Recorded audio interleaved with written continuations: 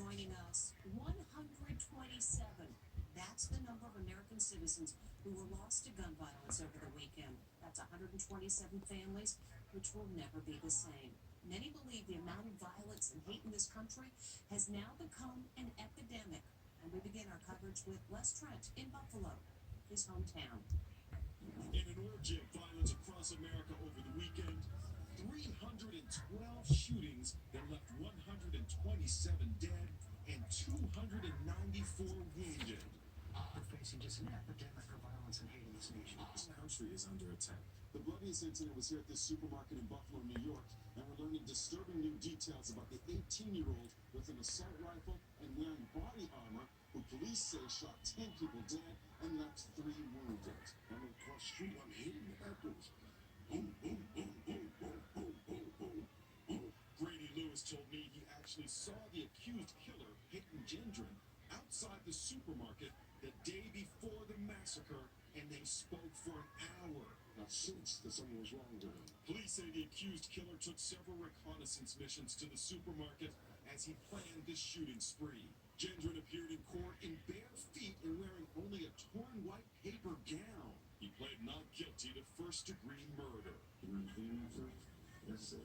District Attorney John Flynn says that Gendron was about to kill himself when he was confronted by cops. They immediately took the proper steps, which we're supposed to do, to try to talk him down. Put the gun down, sir. Don't hurt yourself. There is a perception out there that this guy who was brought in unharmed was sort of treated with kid gloves compared to the other suspect. That clearly did not happen.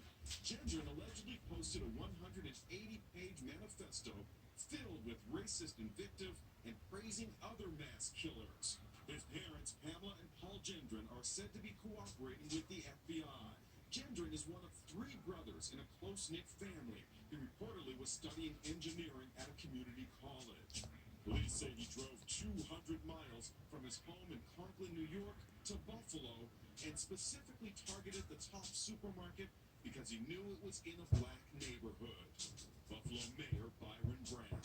This is a center of the community where people shop, where they gather, where they talk. Zanetta Everhart's 20-year-old son Zaire, who works part-time at Tops, was gunned down, but incredibly survived. Zaire was shot in his lower neck here, and the bullet came out the left side of his back. Could be paralyzed. He could be dead.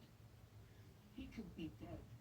Justin Bieber, performing in Buffalo last night, paused to remember the victims. I would love if we could just take a moment of silence.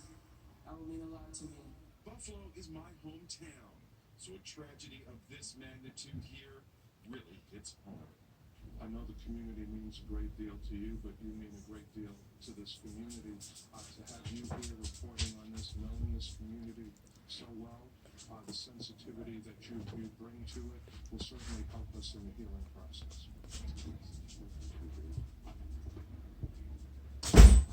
Well, for those who survived the grocery store massacre, there is a mixture of relief and horror. And for some, it was knowing how others in similar situations have saved themselves that made all the difference. It's a shopper's nightmare. A maniac opens fire in a supermarket. It's becoming an all too familiar occurrence. Last year, 10 people were killed at a supermarket in Colorado. The shooting was live streamed by a citizen journalist. During a 2021 supermarket shooting in Tennessee, staff and customers hid in walk-in freezers. I need more ammo, I need all you got right now. All you got.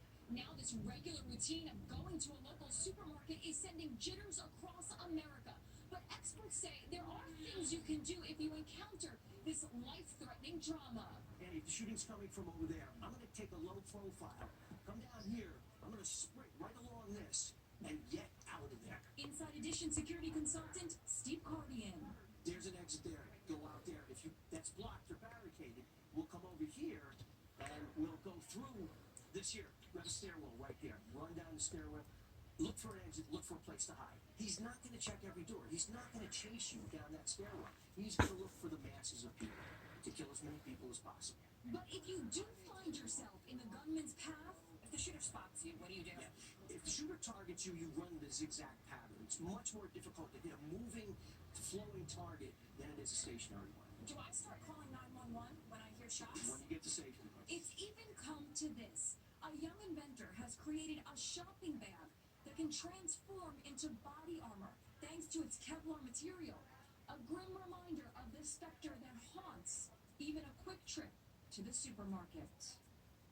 We'll have more on the supermarket shooting coming up, including stories of loss and some incredible stories of heroism.